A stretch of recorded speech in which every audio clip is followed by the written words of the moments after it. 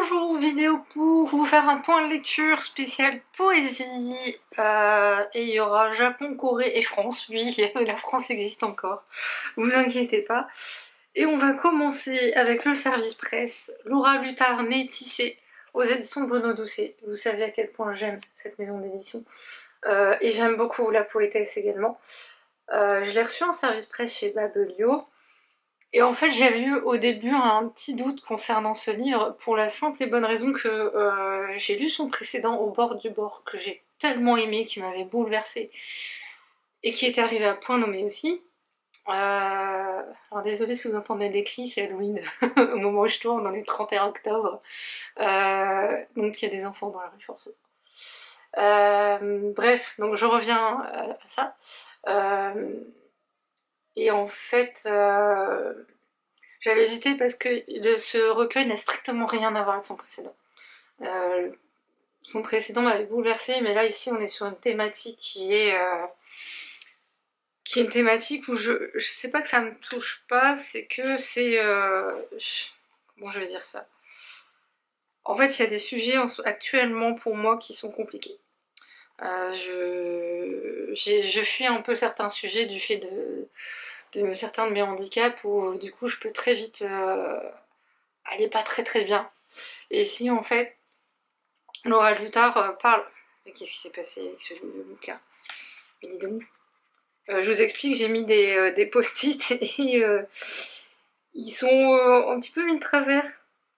C'est fou ça. Pourquoi? Bon bah déjà, ceux-là je les ai pas achetés. Je les ai achetés chez Aldi, donc enfin chez Aldi, chez Action, donc je pense que je les utiliserai plus. C'est la première fois que je vois ça. Bref. Donc Nez Tissé, vous voyez bien ce que je veux dire. Comment Elle est métisse en fait. Et elle parle de ça en fait dans ce bouquin. Et j'ai senti tellement de colère dedans. Il y a une critique de société aussi. Je dirais, même si on n'est pas concerné, on peut trouver des choses qui vont nous toucher. La preuve, c'est que j'ai mis des post-it. Mais on sent vraiment cette colère, ce côté un peu perdu, le fait limite où on l'oblige à choisir limite entre sa mère et son père, ou même au niveau de... On sent que ça a été écrit vraiment, je vais pas dire c'est du premier jet, c'est pas du premier jet, on sent que c'est travaillé. Euh, c'est de la poésie en prose pour le coup, donc c'est... je vous montre une page au pif, hein, je sais pas si... J'ai pris au pif, je sais pas lequel que... Elle aborde tellement de sujets de société. C'est...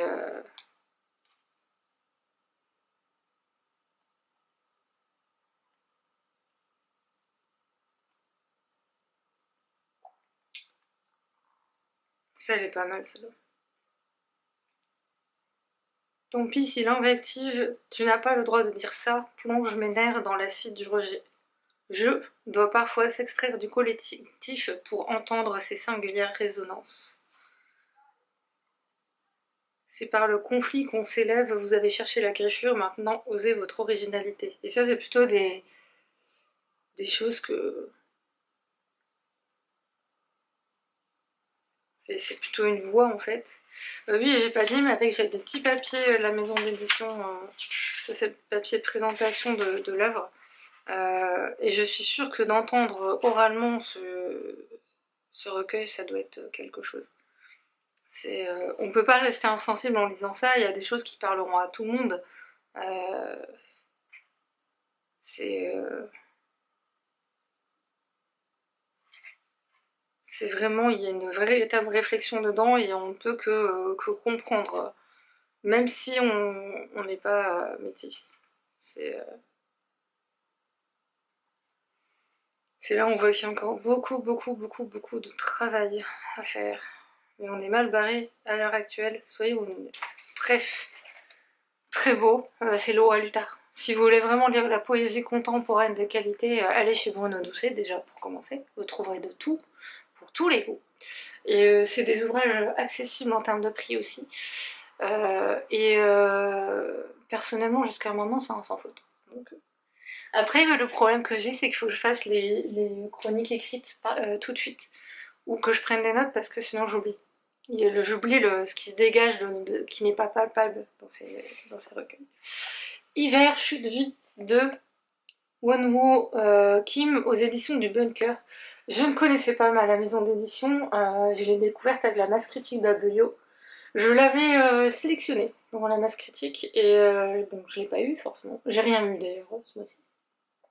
Enfin au mois d'octobre, parce que vous verrez la vidéo longtemps après, je pense. Soyez honnête.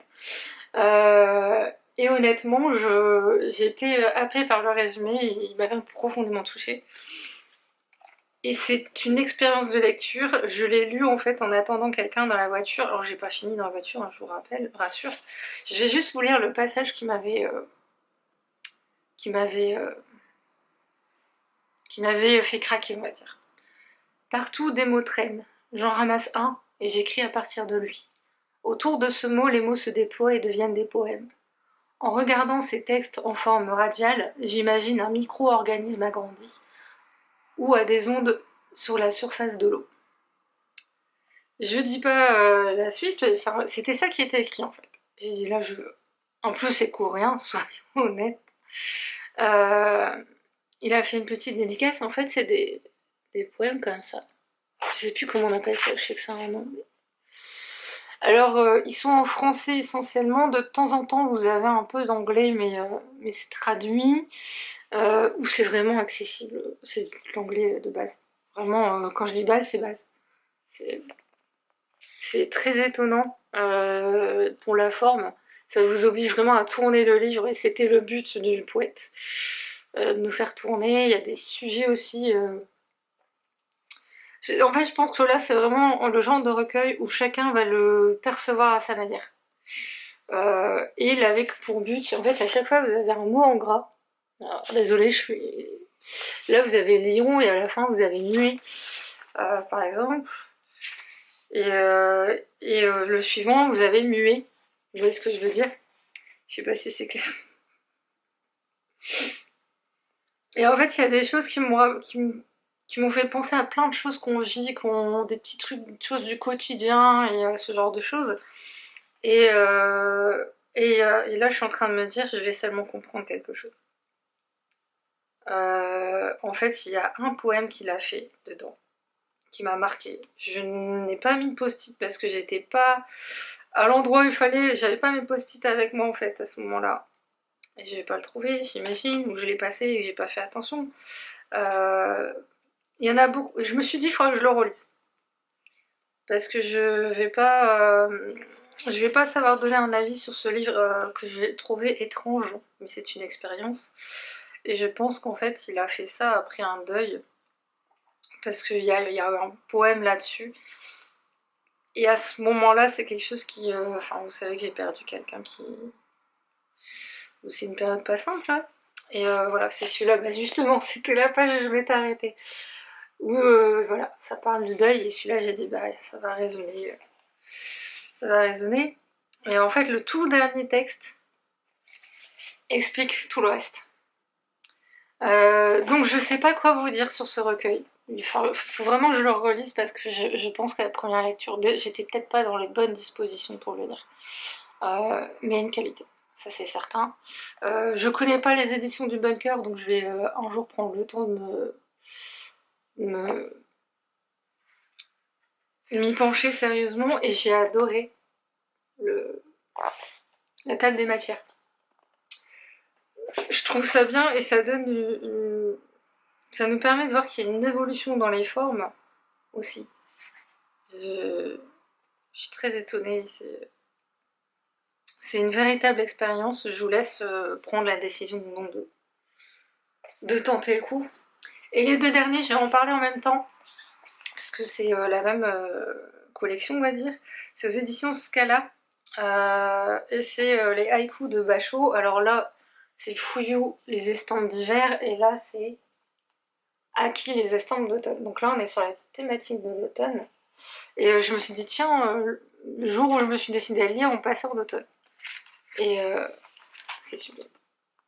Et ce genre de petit livre tout bête, mais qui paraît bête, plutôt. mais vous allez prendre le temps de les lire doucement, parce que les haïkus ça se lit pas comme tout, il faut vraiment les lire lentement. Et je trouve que les estampes qui ont été choisies sont toutes mais d'une beauté. Il y en a énormément que je ne connais pas. Il y en avait une sur l'automne que je préférais aux autres, évidemment. Il y en a toujours une qu'on préfère. Que je vais pas trouver, évidemment. Ah si, voilà. Je la trouve sublime. Et en fait, il y en a 4 en tout. J'avais déjà fait une autre vidéo où je vous avais parlé des 2 précédents. Et là, je voulais lire que l'automne en me disant tiens, monsieur en automne, pour une fois, on va faire ça. Il n'y a pas de page blanche aussi. Je trouve que c'est important pour rester dans l'ambiance du livre. S'il y avait eu des pages blanches, ça aurait tout gâché. Donc merci à cet éditeur de penser à ça, parce que ça peut paraître bête, mais... Et il est beaucoup question de la nuit, de la lune, de cette ambiance très automne. C'est vraiment... J'ai l'impression de faire pause et de me détendre en les lisant. Il y a vraiment un champ lexical... En fait, vous imaginez, c'est 3 lignes à chaque fois. Et en 3 lignes, il y a tellement. C'est dans des choses qui paraissent simples. C'est sublime. J'admire les Japonais pour avoir su faire ça. Et là, donc Fuyu, où on est plus sur l'hiver évidemment, avec le froid, la neige évidemment. Et il y a une odeur là, dans ces livres-là, il y a une odeur qui est très différente de ce qu'on peut sentir habituellement. C'est marrant parce que dans la dernière page de l'automne, il y avait un corbeau aussi. En plus, il pense à faire le lien entre les deux.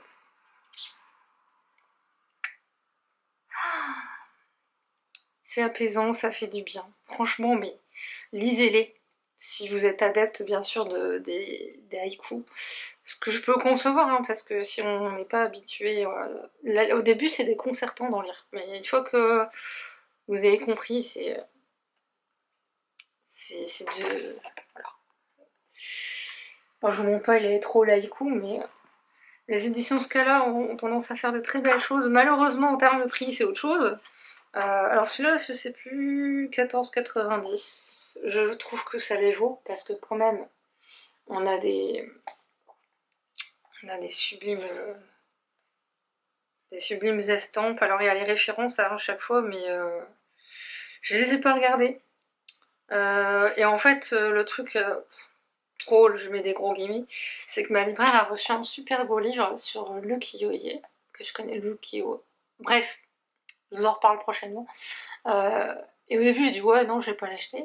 Et sauf que j'ai vu dedans une estampe tellement belle, j'ai voulu me renseigner, et en fait, c'est le même. Du coup, à la base, j'ai dit oh non, ma libraire qui l'avait pris plus pour moi, évidemment. Puis maintenant, il m'attend là-bas parce que j'ai plus tout. Donc, voilà. Donc voilà, n'hésitez pas à commenter, liker, partager. Recommandez-moi d'ailleurs des petites maisons d'édition comme ça, ou parlez-moi de maisons d'édition pas connues qui font des belles choses, des ouvrages comme ça, ou comme les éditions du Bunker où c'est très très surprenant et original. C'est important de le dire. Et puis sur ce, moi je vais vous laisser, je vais vous dire à la prochaine. Salut!